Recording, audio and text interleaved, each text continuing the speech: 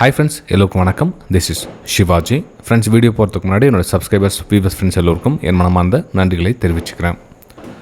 Friends, இப்போது நம்ம Nifty, bank Nifty இதனுடைய அப்டேட்ஸ்லாம் பார்த்திங்கன்னா பண்ணக்கூடாது, ஸ்மால் டைம் ஃப்ரேமில் பண்ணக்கூடாது, அதுக்கப்புறமா பெரிய டைம் ஃப்ரேமில் நம்ம அனலிசிஸ் பண்ணால் இன்ட்ராடே ட்ரேடிங் அது யூஸ் ஆகாது. ஸோ இதை நம்ம ஓரளவுக்கு ஃபில்டர் பண்ணி ட்ரை பண்ணி என்ன மாதிரி அவுட்புட் கொடுக்கலாமா எஜுகேஷன் பர்பஸ்க்காக அப்படின்னு முயற்சி பண்ணிட்டு சொல்லுவோம். இன்றைக்கி நடந்து முடிஞ்ச சார்ட் இது.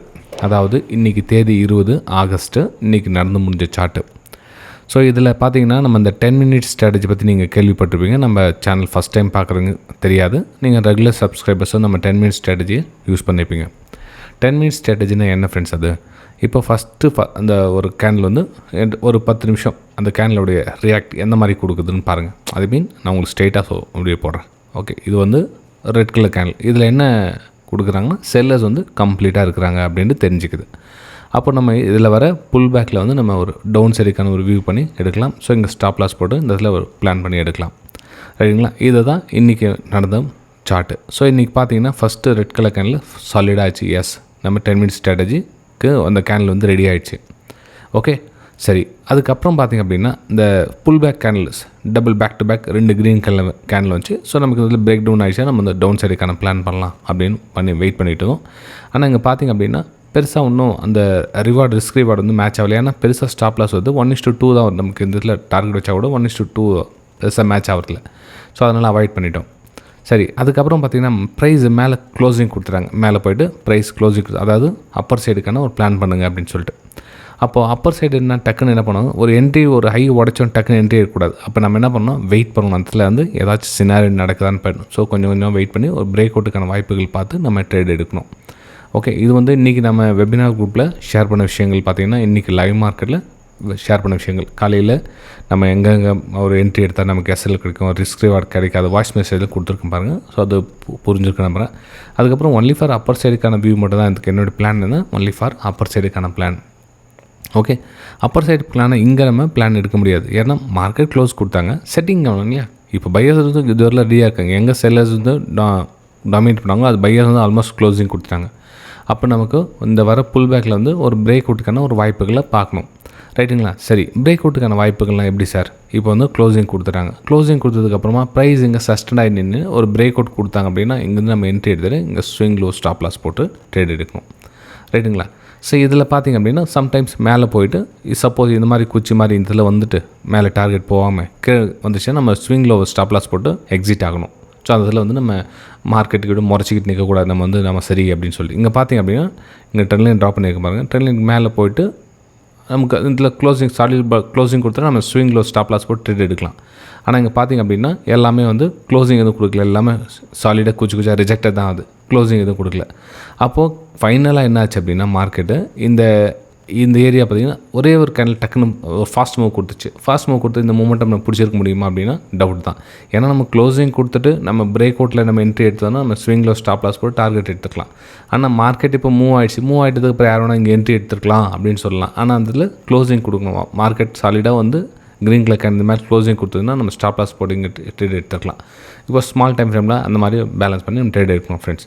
ரைட்டுங்களா? ஸோ இன்றைக்கி பார்த்திங்க அப்படின்னா லைவ் மார்க்கெட்டில் நம்ம 1 மினிட் டைம் ஃப்ரேமில் ஷிஃப்ட் பண்ணி நம்ம எடுத்தோம். ஓகே, ஸோ இதில் பார்த்திங்க அப்படின்னா 1 மினிட் டைம் ஃப்ரேமில் ஒரு பிரேக் அவுட் நடக்கிறதுக்காக வெயிட் பண்ணிவிட்டோம். ஒன்லி ஃபார் அப்பர் சைடுக்கான பிளான். இப்போ இந்த 1 மினிட் டைமில் ஒரு க்ரீன் கலர் கேண்டில் க்ளோசிங் கொடுத்துருக்கோம். ஸோ அதில் பார்த்திங்கன்னா நீங்கள் என்ட்ரி எடுத்துருக்கலாம். அப்போ நமக்கு ஸ்டாப் லாஸ் இவ்வளோ பேஸ் கொடுக்கணும் அப்படின்னா இல்லை. ப்ரைஸ் மூவ் ஆனதுக்கப்புறம் உங்களோட ஸ்விங் லோ ஸ்டாப் லாஸ் இங்கே மாடிஃபிகேஷன் பண்ணி இங்கே, ஏன்னா ப்ரைஸ் கீழே உள்ளே வந்துட்டால் கூட நமக்கு எஸ்எல் சின்னதாக இருக்கும். ரைட்டுங்களா? ஏன்னா மார்க்கெட் சைடு வைஸ் டைமில் இந்த மாதிரி போக சொல்ல நீங்கள் ரேஞ்ச் ஃபுல்லாக இந்த மாதிரி போட்டு அப்போது வந்து நமக்கு ஓவர் ட்ரேடிங்லேருந்து எஸ்கேப் ஆகலாம். ரைட்டுங்களா? சரி ஃப்ரெண்ட்ஸ், இது வந்து எஜுகேஷன் பர்பஸ்க்காக நான் சார்ட் எதுவும் நான் காமிக்கல, எந்த இதுவும் செக்டாரும் நான் சொல்லலை. ஜஸ்ட் ஸ்க்ரீன்ஷாட் எடுத்து உங்களுக்கு எக்ஸ்ப்ளனேஷன் பண்ணிகிட்ருக்கேன்.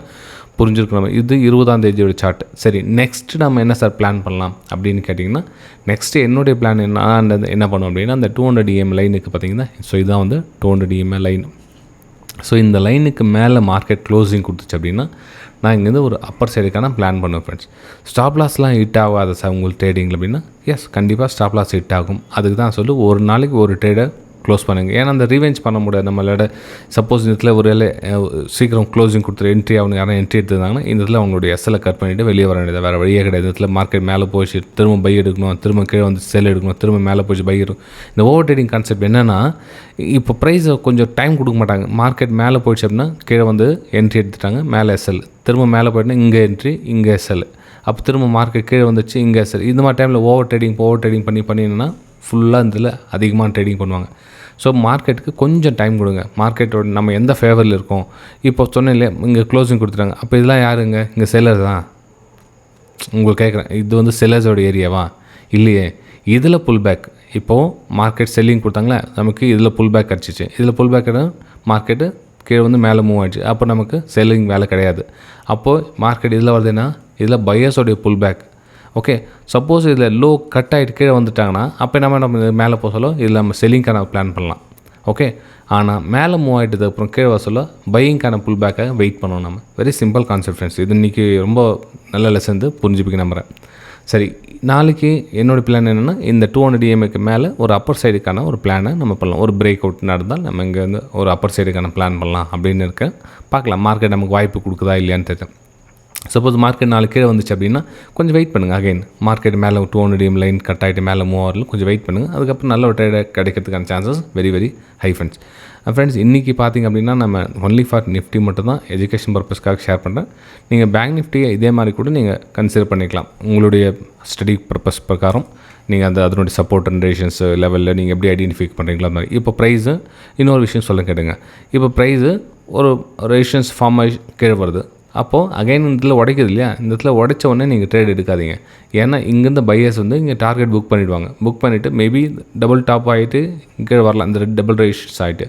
ஆனால் நீங்கள் இதில் போய் ட்ராப்பில் போய் மாட்டிக்கிட்டீங்கன்னா மோஸ்ட் ஆஃப் த டைமு இங்கேருந்து பையர்ஸ் வந்து இங்கே ப்ராஃபிட் புக் பண்ணுவாங்க. ப்ராஃபிட் புக் பண்ணிவிட்டு அதுக்கப்புறமா உண்மையிலேயே மேலே மூவ் ஆகுனா ப்ரைஸ் கொஞ்சம் மேலே மூவ் ஆகிட்டு ரீடெஸ்ட் எடுத்துகிட்டு அகைன் ஹையர் ஃபார்மேஷன் பண்ணி மார்க்கெட் மேலே மூவ் ஆகும். அப்போ நீங்கள் என்ட்ரி எடுக்கலாம்.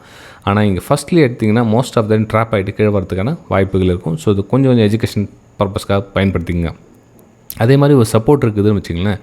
இப்போது ப்ரைஸு ஒரு சப்போர்ட் எடுத்து மார்க்கெட் ட்ராவல் ஆகுது. அப்போ என்ன ஆகுனா இந்த சப்போர்ட்டு கீழே பிரேக் டவுன் ஆகிட்டு அப்புறமா இங்கே மேலே போக சொல்லி இது வந்து ரேஷன்ஸாக ஒர்க் ஆகும். உங்களுக்கு நிறைய டைம் சொல்லியிருக்காங்க, மறந்துடுறீங்க லைவ் மார்க்கெட்டில் அது மறந்துடுறீங்க. ஸோ அதையும் கொஞ்சம் பார்த்துங்க. நாளைக்கு மார்க்கெட்டு எப்படிலாம் ஆக்ட் பண்ணுதோ அதுக்கேற்ற மாதிரி சப்போர்ட் அண்ட் ரேஷன்ஸை நீங்கள் மாற்றிக்கிட்டே இருக்கணும். சப்போர்ட்னா பிரேக் ஆகக்கூடாது, ரேஷன்ஸ்லாம் வந்து கன்ஃபார்மாக ரேஷன்ஸ் ப்ரைஸ் ரிஜெக்ட் ஆகும் அப்படின்லாம் அதுவும் கிடையாது.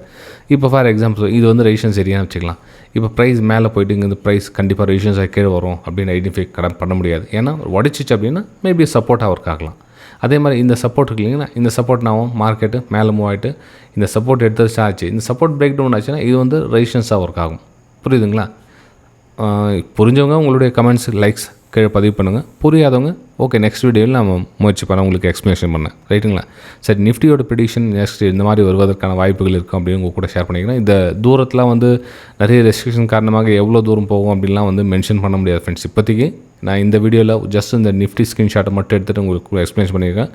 ஸோ நெக்ஸ்ட்டு நாளைக்கு மேபி அப்பர் சைடுக்கான ஒரு பிளான் பண்ணால் பெட்டராக இருக்கும் அப்படின்னு நான் ஃபீல் பண்ணுறேன். பார்க்கலாம் ஃப்ரெண்ட்ஸ். ரைட், நம்ம அடுத்த சந்திக்கலாம். தேங்க்யூ.